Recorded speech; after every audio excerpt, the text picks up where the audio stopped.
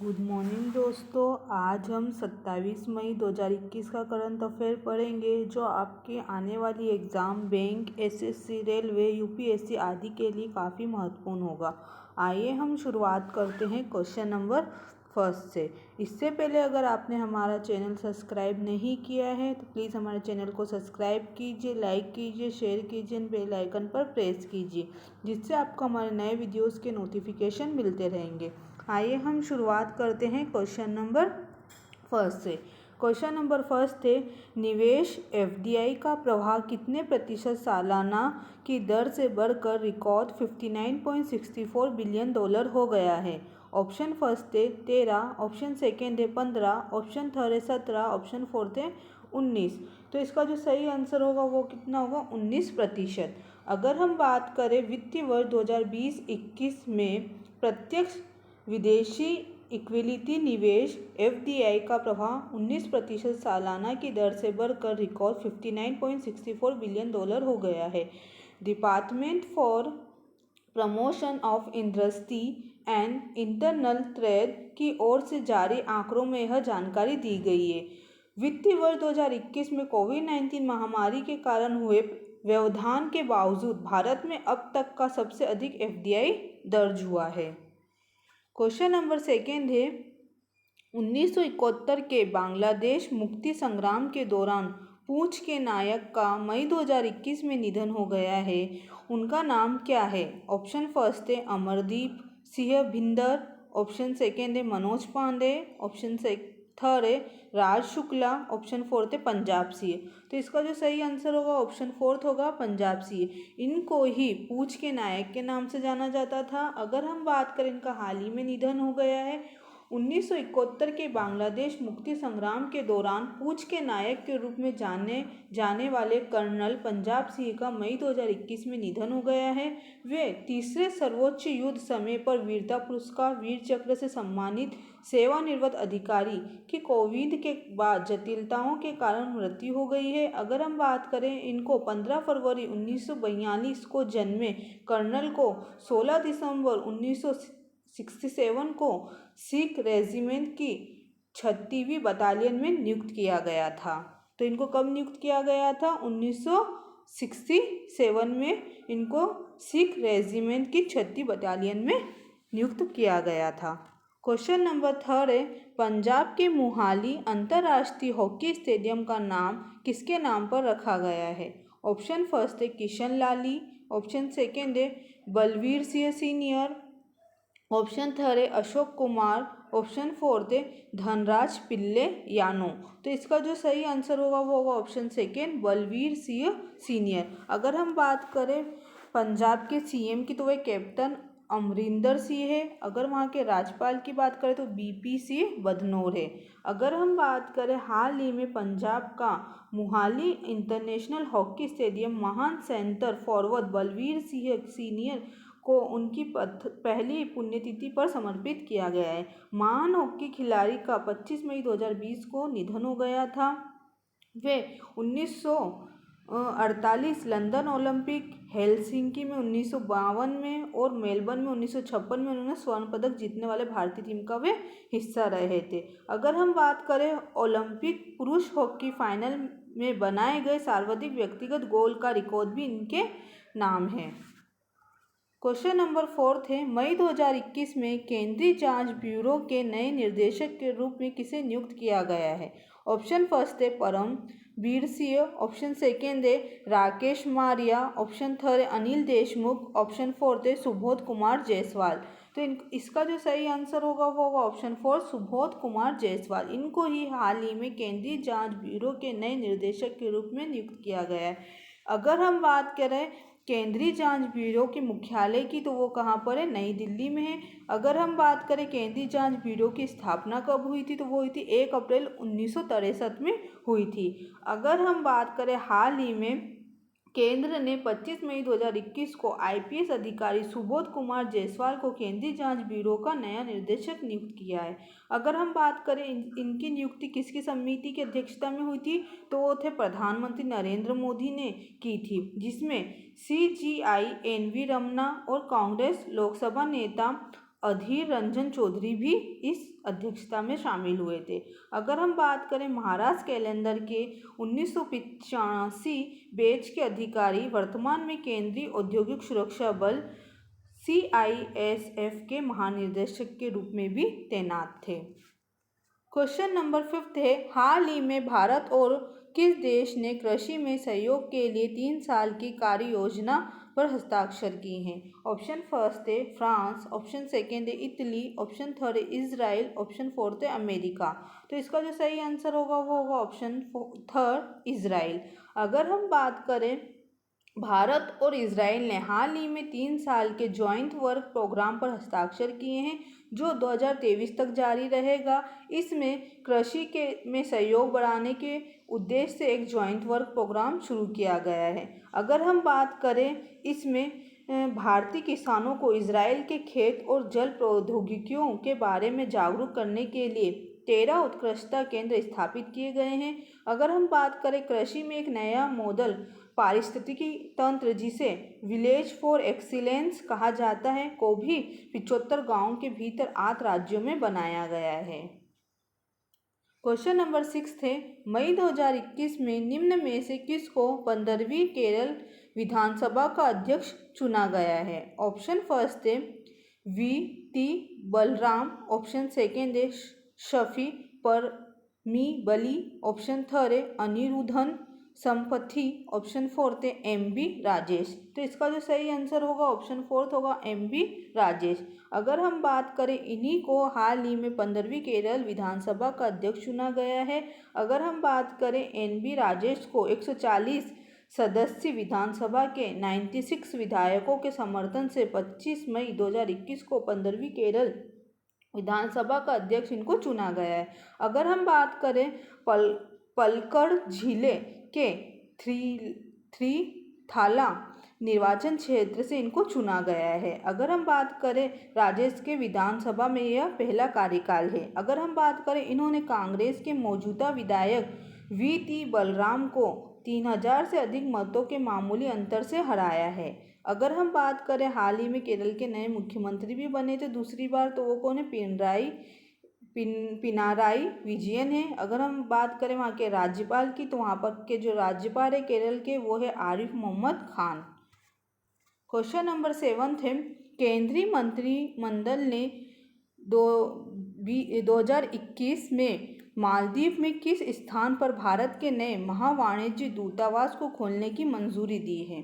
Option first है मूला, option second है अंदू शहर, ऑप्शन थर्ड है वेमाधु, ऑप्शन फोर्थ है मारोशी। अगर इसका बात करें हम, तो इसका जो सही आंसर होगा वो होगा ऑप्शन सेकेंड अंदू शहर। अगर हम बात करें मालदीव के राष्ट्रपति की, तो है इब्राहिम मोहम्मद सोलिह। अगर हम बात करें मालदीव की राजधानी की, तो माले है। और अगर वहाँ की मुद्रा की बात करें तो वो क्या रुपया है।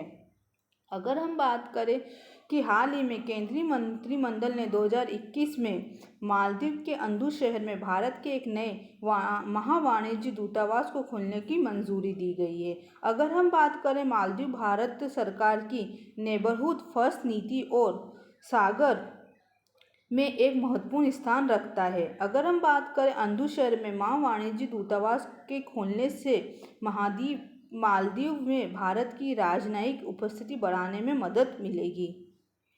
क्वेश्चन नंबर 8 है, अंतर्राष्ट्रीय वित्तीय सेवा केंद्र प्राधिकरण ने किसकी अध्यक्षता में निवेश कोष पर एक विशेषज्ञ समिति का गठन किया है? ऑप्शन फर्स्ट है नीलेश शाह, ऑप्शन सेकेंड है आदित्य पुरी, ऑप्शन थर्ड है संदीप बख्शी, ऑप्शन फोर्थ है श्याम श्रीनिवासन। तो इसका जो सही आंसर होगा वो होगा ऑप्शन फर्स्ट नीलेश शाह। इनकी अध्यक्षता में ये समिति का गठन किया गया है। अगर हम बात करें अंतर्राष्ट्रीय वित्तीय सेवा केंद्र प्राधिकरण IFSCA ने Kotak Mahindra asset management company limited के MD नीलेश शाह की अध्यक्षता में निवेश कोष पर एक विशेषज्ञ समिति का गठन किया गया है। अगर हम बात करें समिति में फंड प्रबंधन क्षेत्र में अग्रणी शामिल है।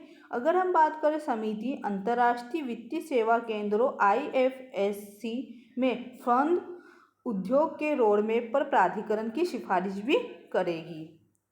क्वेश्चन नंबर 9 है, मध्य प्रदेश सरकार द्वारा अंकुर योजना किस उद्देश्य से शुरू की गई है? ऑप्शन फर्स्ट है शिक्षा, ऑप्शन सेकेंड है वृक्षारोपण, ऑप्शन थर्ड है कौशल विकास, ऑप्शन फोर्थ है सड़कों का निर्माण। तो इसका जो सही आंसर होगा वो होगा ऑप्शन सेकेंड वृक्षारोपण के लिए। अगर हम बात करें, मध्य प्रदेश सरकार ने हाल ही में अंकुर योजना शुरू करने की घोषणा की है, जिसके तहत नागरिकों को मानसून के दौरान पेड़ लगाने के लिए सम्मानित किया जाएगा।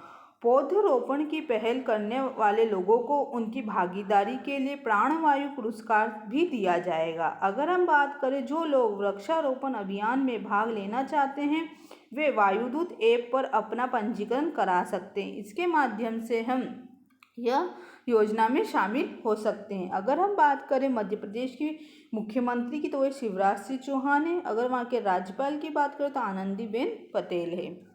क्वेश्चन नंबर 10 है, फ्री चार्ज ने अपने ग्राहकों के लिए पे लेटर सुविधा शुरू की है।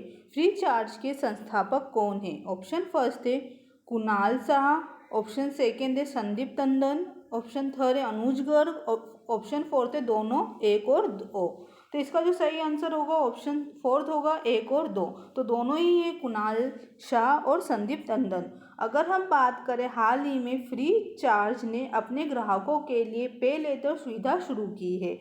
अगर हम बात करें, इसका उपयोग फ्री चार्ज के प्लेटफॉर्म के साथ साथ 10,000 से अधिक ऑनलाइन और ऑफलाइन व्यापारियों के नेटवर्क पर किया जा सकता है। अगर हम बात करें, पे लेटर पर सफल ऑन बोर्डिंग पर ग्राहकों को 5,000 तक की मासिक क्रेडिट सीमा प्राप्त होती है। अगर हम बात करें फ्री चार्ज के मुख्यालय की, तो वो है मुंबई में। और अगर हमने बात करी है कि इसके संस्थापक कौन कौन थे, तो कुणाल शाह थे और संदीप टंडन थे। अगर हम बात करें इसमें जो मूल संगठन रहा है वो किसका रहा है, तो एक्सिस बैंक का रहा है।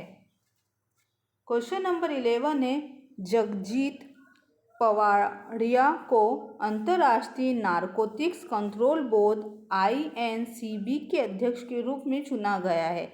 INCB किस शहर में स्थित है? ऑप्शन फर्स्ट है जेनेवा, ऑप्शन सेकेंड है ओस्लो, ऑप्शन थर्ड है टोक्यो, ऑप्शन फोर्थ है वियना। तो इसका जो सही आंसर होगा वो होगा ऑप्शन फोर्थ वियना। अगर हम बात करें, भारतीय राजस्व सेवा सीमा शुल्क की एक सेवानिवृत्त अधिकारी जगजीत पवाड़िया को वियना स्थित international narcotics control board INCB के अध्यक्ष के रूप में चुना गया है। अगर हम बात करें, वे भारत की पूर्व नारकोटिक्स कमिश्नर भी है।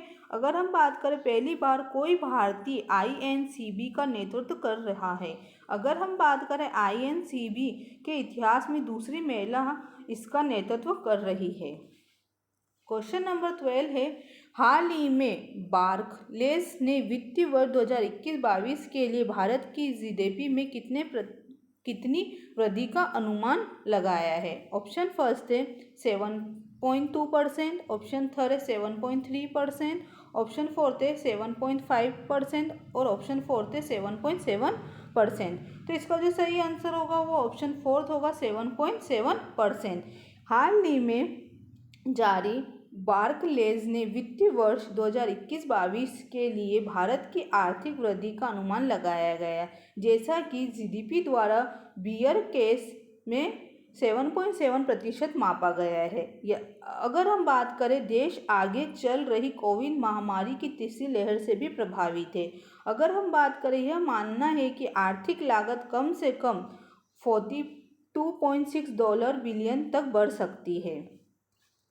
क्वेश्चन नंबर 13 है, मई 2021 में निम्नलिखित में से किस शहर में कोविड संक्रमणों में वृद्धि के बीच बेंगलुरु में मोबाइल ATM लगाए हैं? ऑप्शन फर्स्ट है ICICI बैंक, ऑप्शन थर्ड है HDFC बैंक, ऑप्शन थर्ड है एक्सिस बैंक, ऑप्शन फोर्थ है पंजाब नेशनल बैंक। तो इसका जो सही आंसर होगा ऑप्शन सेकेंड होगा HDFC बैंक।